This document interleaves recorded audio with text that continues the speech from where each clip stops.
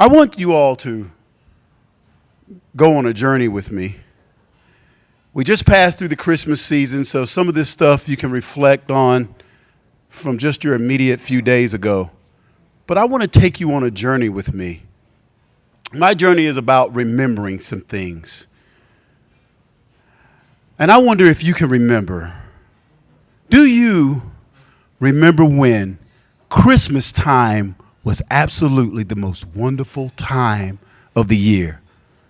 Oh, wow. The air got chilly outside. Oh, man, it was exciting. You know, the lights are starting to bloom everywhere. People are hustling and bustling in the shopping malls. You know, it just happened, right? I mean, you get caught up in the traffic, but you don't care because there's some cool Christmas music playing on the radio. Oh, the weather outside is frightful. Oh, man, the excitement is filling the air. It is electric.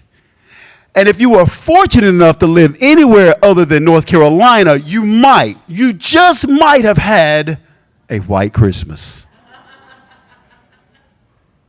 Man, I anticipated it. Didn't you? You know, my mom and dad, they're old school. They didn't tell me anything about Santa Claus. I knew who Santa Claus was. And the night before Christmas morning, you know, Christmas Eve, you go to bed late, but you're kind of like trying to hang up in your room, and I'm listening for mom and dad to go out and, you know, wrap up some things or unpack some things, put some stuff together. And I would probably try to stay awake till about 4 a.m. I mean, I am gassed and never heard a bumbling thing, and would get up at 6:30 in the morning, wide awake after only 2.5 hours of sleep, to see everything set up in the living room everywhere. Wasn't that exciting? Whether you just got one thing or 10 things, it was just exciting anticipating this. Pushing my sister out of the way to play my toys. That was just the most wonderful time of the year. Love is filling the air. People are kind to one another. People can socialize with one another. Now we're starting to fight in the malls and fight over parking spaces, but once upon a time, Christmas was just absolutely the most wonderful time of the year. Hey, I wonder if you remember, because I remember when Friday night television and Saturday night TV was absolutely the event to look forward to. Come on, you know. We had the Dukes of Hazzard. We had Lawrence Welk Show. Come on with me. We had Fantasy Island. The plan. Oh, I remember this just like it was yesterday. Wasn't that exciting? Lawrence Welk, you know, you're in 6/8 time doing your dances. Bubbles are flying everywhere. Man, that was exciting. And you couldn't wait to see the Dukes of Hazzard. And that orange car was just throbbing me all over. See, because I'm a hot rodder anyway.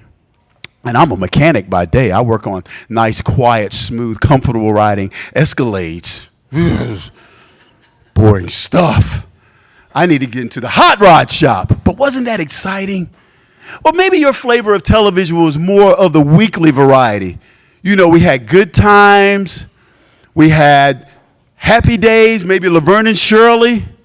One of my all-time favorites was All in the Family. Y'all remember this one, don't you? Archie and Edith. Boy, the songs Glenn Miller played. Songs that made the hits parade. Guys like us, we had it made. Those were the days. And you knew who you were then. Girls were girls and men were men. Maybe we could use a man like Herbert Hoover again. Didn't need a welfare state. Everybody pulled his weight. G.R.O. LaSalle ran great. Those were the days.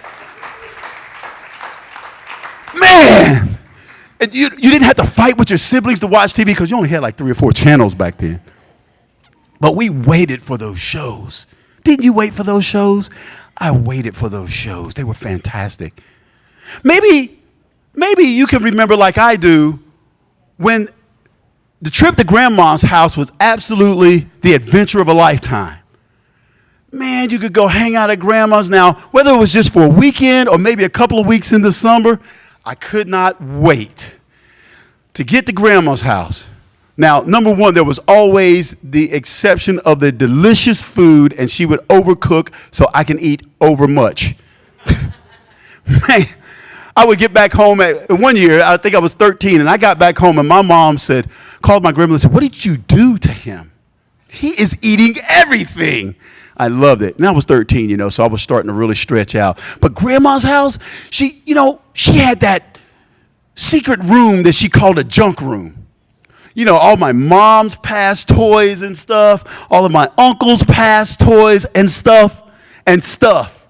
And I would go in that room. It's nice and bright. I never could find the light switch. I don't think this room ever had a light. But I would play in there till the sun just wouldn't let me play anymore. The old metal Ferris wheels. Maybe the old Hot Wheels my uncle had. Or some stuffed animals. And I could get in there and I could be whatever I wanted to in that room.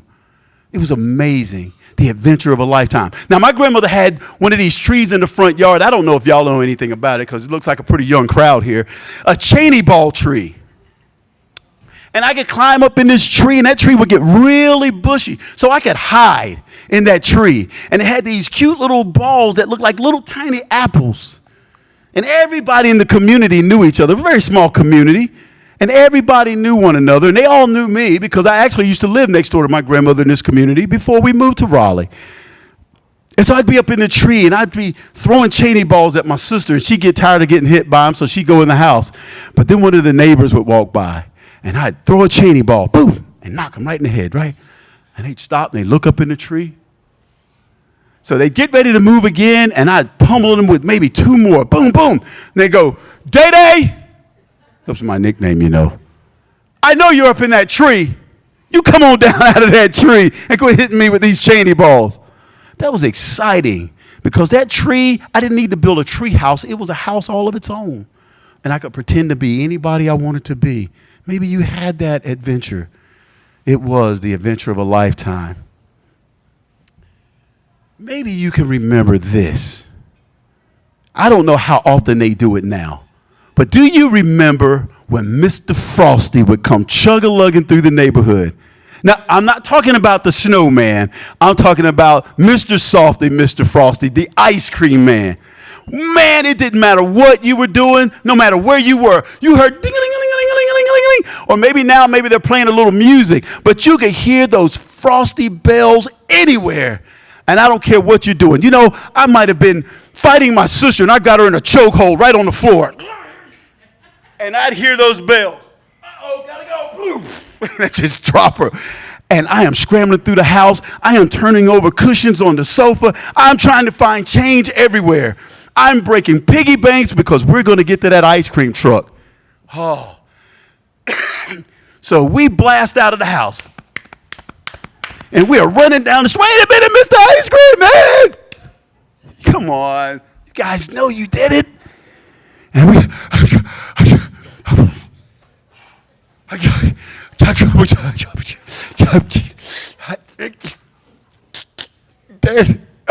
Thank you. And you were just in heaven because the ice cream truck came through and you bought some ice cream. Now, most of the time I stole my sister's money and I never pay her back. Don't tell her I probably owe her like $75 from when I was 8 years old. But it was amazing times in life, wasn't it? Oh, yeah, I see some of you reflecting now. Your wheels are turning. Do you remember when it would have been absolutely taboo not to say prayer and the Pledge of Allegiance in school? Every school day, we had a chance to go in and stand next to our desk, and we'd say, "I pledge allegiance to the flag of the United States of America." And we'd finish that off, and then we could say, "Our Father who art in heaven, hallowed be thy name." And school was so nice to go to because we put those two things, God and country, first. And the rest of the school day was just right in order. Even the bad kids wasn't so bad. because we had things in order in our lives. Do you remember when? I remember when. I hope that this took you back on a journey to cause you to reflect about the good times. No matter how tough it gets out here, I just want you to take a moment every now and then and say, you know, I remember when. And you can live there for just a few moments of your life to make everything right again. Thank you.